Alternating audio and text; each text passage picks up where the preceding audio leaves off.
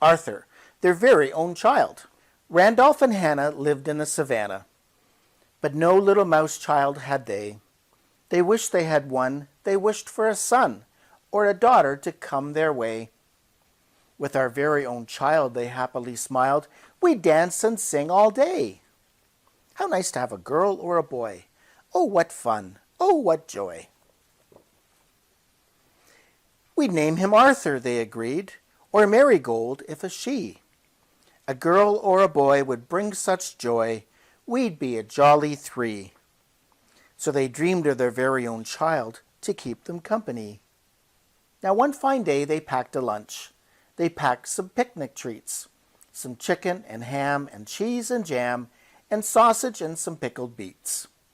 As they were leaving, Randolph said, I hope there's enough to eat.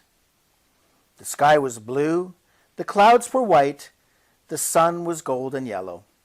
A perfect day in every way, and all the world seemed mellow. Randolph kissed his wife and smiled and said, I'm such a lucky fellow. And his wife said, I think so too. But as they wandered down the road, past bushes dark and green, they little knew, the happy two, that behind the bushy screen there lurked a something big and bold, a something fierce and mean. What is it? Oh, it looks like a rhinoceros. Stop right where you are, it roared. Don't move, look out, beware, for I'm a cross rhinoceros, and I'll give you both a scare. And, shouting out its warning, it leaped out from its lair. Show me your house, show me your home, show me your garden too. For I've come here to stomp, he said, and stomp is what I'll do. And there'll be nothing left but dust when I'm finally through. He looks big and mean, doesn't he? Oh my, especially compared to the mouse who's so small. The poor mouse couple shook with fear, their voices trembled so. Don't stomp our home, it's all we own, we beg you, let it go. We'll gladly share our lunch to spare, our lovely bungalow. What have you got? The rhino asked. I'm as hungry as a bear. Is some savory stew or a bubbly brew in your picnic basket there? A little something for me, some splendid rhinoceros fare? Choose what you will, said Randolph then. Choose anything you please. How would you like some oyster stew? Some water buffalo cheese? Some scrambled eggs with mushroom sauce? A plate of jungle peas? Then Hannah offered dessert. Some caramel ice cream?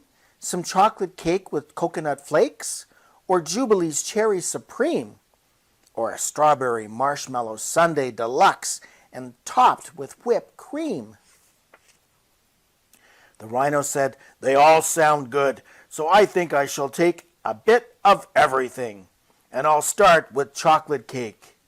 And soon after gobbling all the food, he had a bellyache. Ooh, his tummy was sore from eating all that food.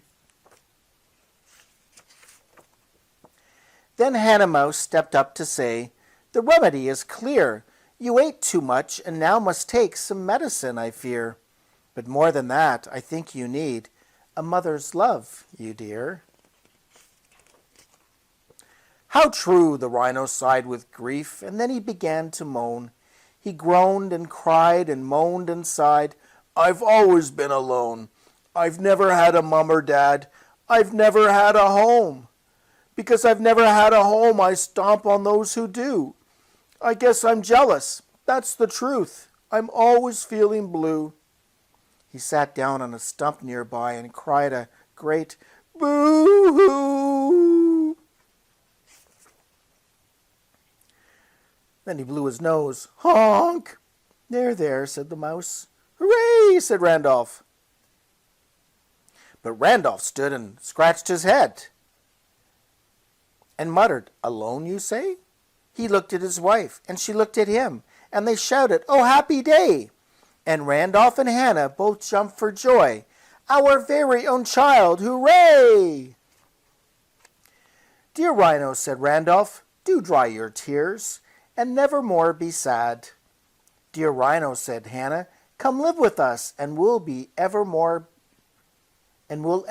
be glad. You'll be for us our very own child. We'll be your mom and dad. Imagine that, a mouse family with a rhinoceros as a son. Now, Randolph and Hannah live in the savannah, and Arthur lives there too. They built a special room for him, one with a lovely view.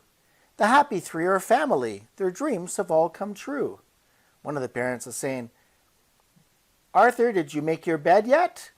And the rhinoceros is saying, no, Mom. Looks like he's reading comic books.